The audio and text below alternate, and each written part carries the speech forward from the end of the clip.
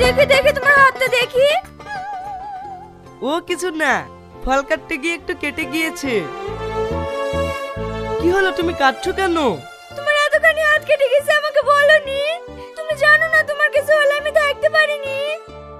আরে জানি গো জানি, সামান্য কেটে গিয়েছে বলেই বলিনি। তুমি কেঁদো না প্লিজ।